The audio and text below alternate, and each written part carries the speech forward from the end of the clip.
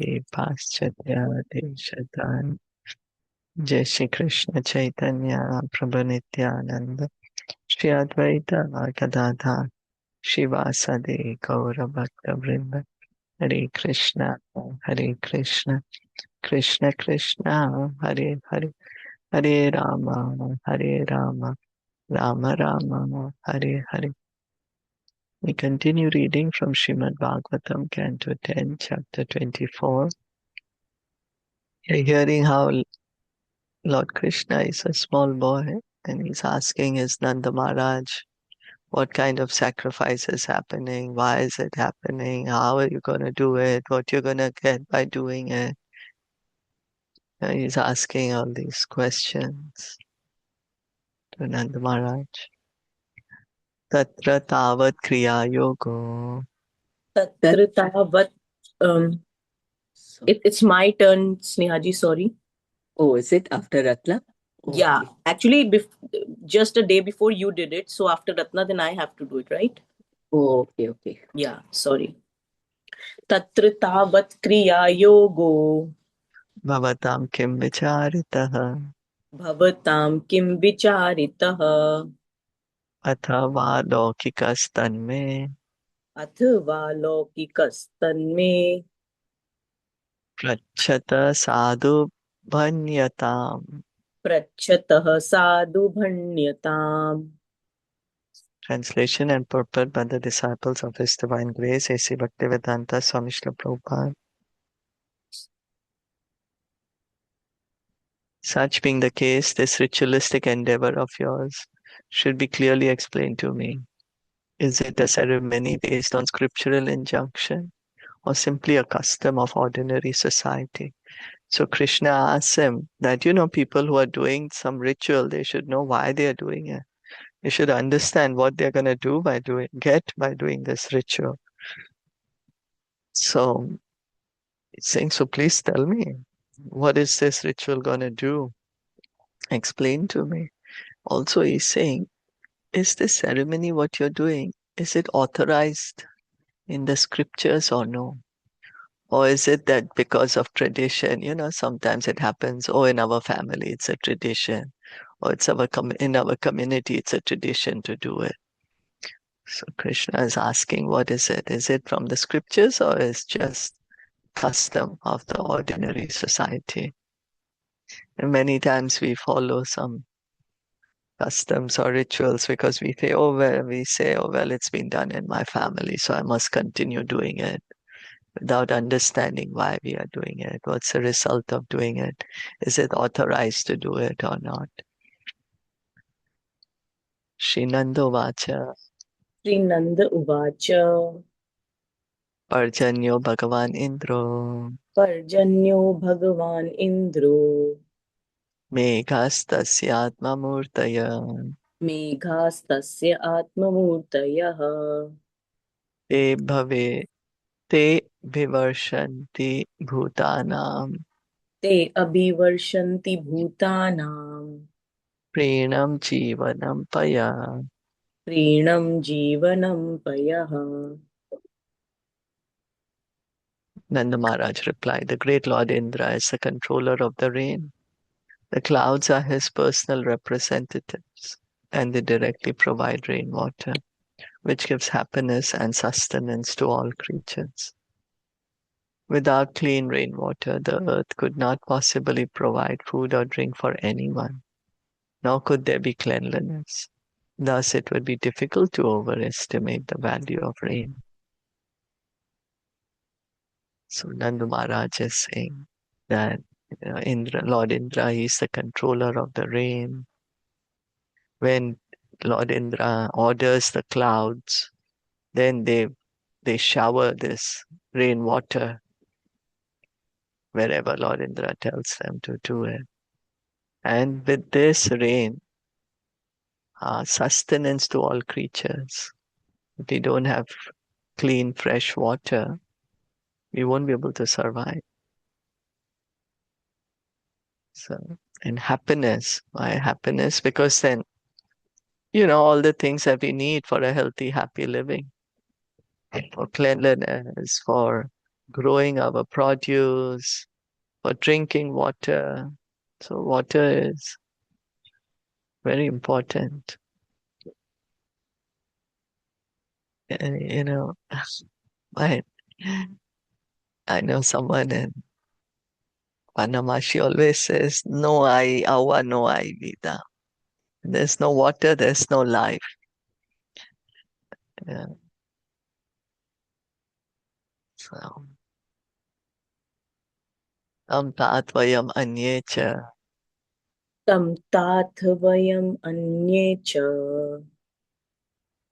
va armucham patim ishvaram vamurcham patimishwaram dravyestadretasa siddhe ravyastatreta siddhir yajante kratubir naraha. yajante kratubhir naraha. Not only he, my dear son, but also many other men worship him, the Lord and Master of the rain-giving clouds.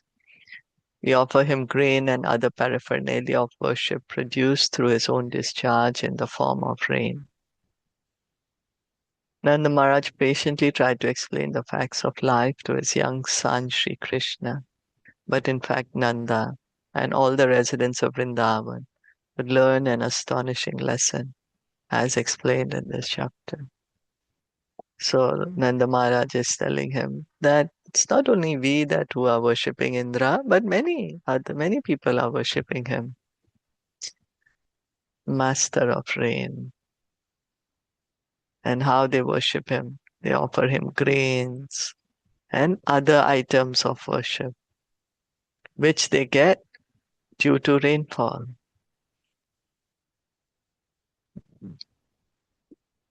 Tache Sheno. Shilpaji, just one question. It's Hmm. written in the translation, the last line, Hmm. जो वर्षा रूपी उन्हीं के वीर्य से उत्पन्न होता है, हम Hmm. उन्हें अन्न तथा अन्य पूजा सामग्री भेंट करते हैं जो वर्षा रूपी उन्हीं के वीर्य. So is it the rain is the semen discharge like of Indra? Oh, I'm not sure. Because it's written in the Oh, translation. because discharge.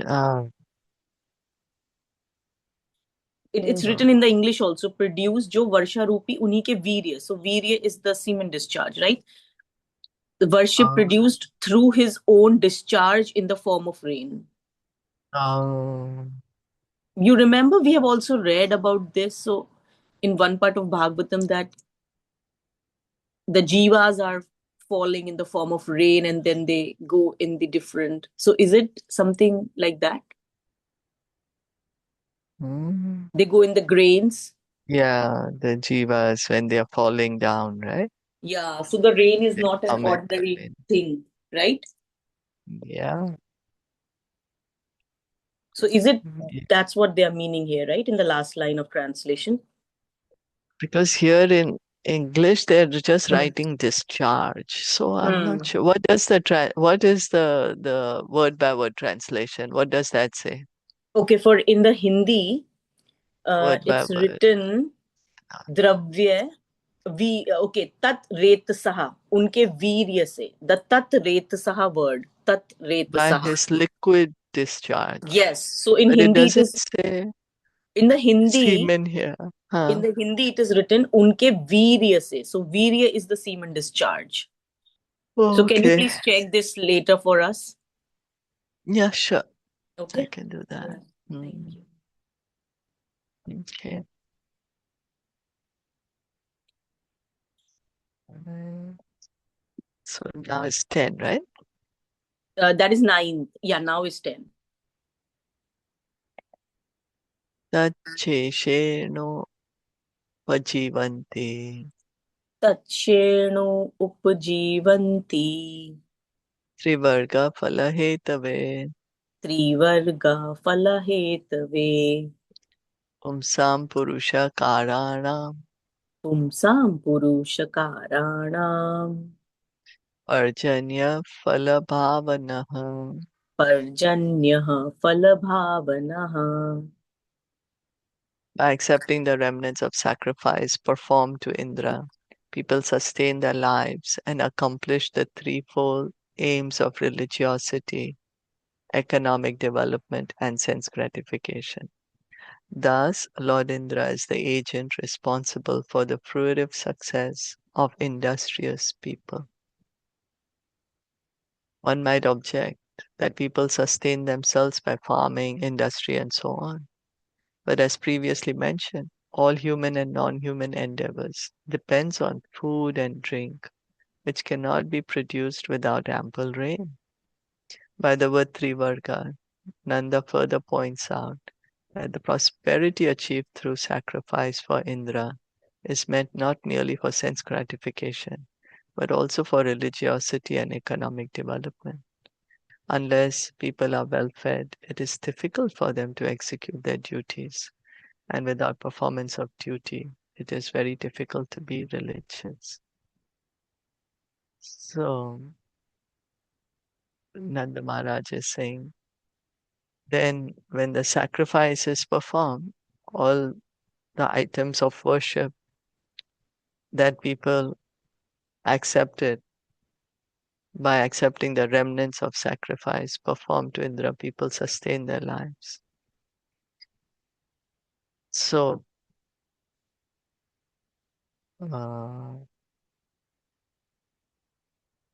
because there's proper rain, then people can get enough food to sustain themselves, enough water, and because of that, then people are able to do their duty properly, able to do and because they're able to do the duty properly, then you know how we say, then one gets economic development and sense gratification, dharma, artha, kama.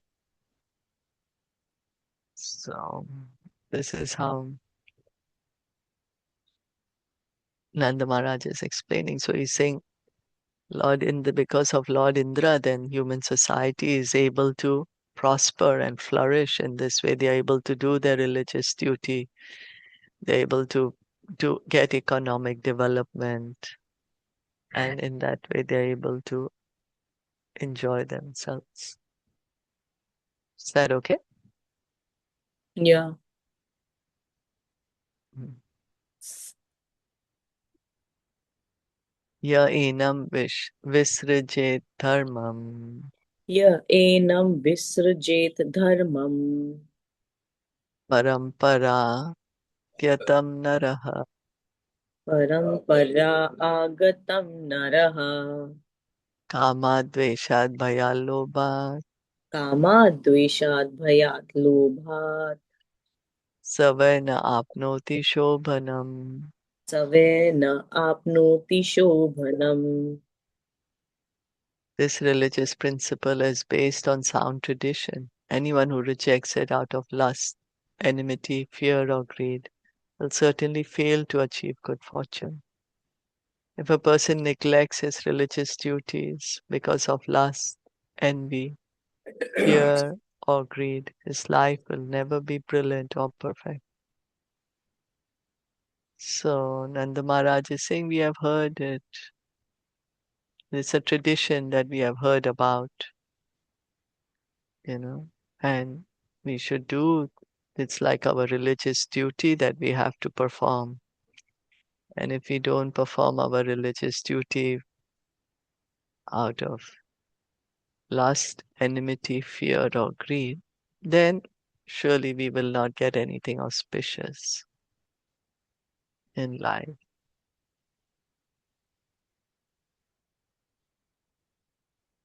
So,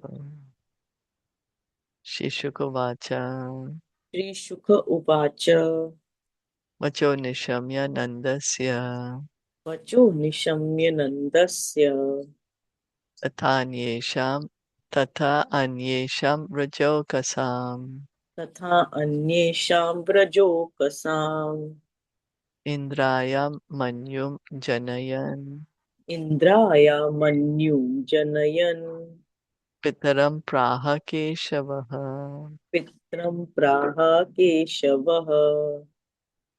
Sukadev Goswami said, when Lord Keshav Krishna heard the statements of his father Nanda and other senior residents of Raj, he addressed his father as follows to arouse anger in Lord Indra. Srila Sridhar Swami explains that Lord Krishna's intention was not simply to insult a demigod, but rather to knock down the great mountain of false pride that had arisen within the Lord's tiny servant, who was supposed to represent the Lord as Indra. By lifting Govardhan hill, Lord Krishna would thus initiate a blissful annual festival called Govardhan Puja, and he would further enjoy the pleasant pastime of dwelling for several days beneath the hill with all his loving devotees. So we can see with one pastime, Krishna, he, he does multiple things, you know. We say, okay, I'm gonna do this, and by this I will finish up this. Right? Now I'm gonna take a trip, and then in that I will do this, yeah, something like that. So he wants to. Indra has become very proud, and Krishna understands that. Krishna doesn't like his devotees to become proud. Indra is Krishna's representative. He's the ruler of the three worlds. So Krishna doesn't want him to be proud. And that's one thing. And what's the other? And he also wanted to spend some time, pick up the Govardhan Parvat and spend some time with his loved ones, the Gopas Yeah, and Gopis. that's right. This way he would have 7 days and 7 nights. He will be all with the Brajvasis, cows. Everyone will be there. Shri Bhagwan Vachan, Sri Bhagavan Uvacha Karmana Jayate Jantuhu, Karmana Jayate Jantuhu Karma, Karma Neva Praliyate, Karmana Eva Praliyate Dukkam Bhayam Shemam, Sukham Dukkham Bhayam Shemam Karma Karmane Va Abhipadyate. Karmanev Abhipadyate. Lord Krishna said, it is by the force of karma that a living entity takes his birth, and it is by karma alone that he meets his destruction, his happiness, distress, fear, and sense of security all arise as the effects of karma. Lord Krishna minimized the importance of the demigods by speaking the philosophy known as Karmavad or Karma Mimamsa, which basically is atheism with a belief in reincarnation.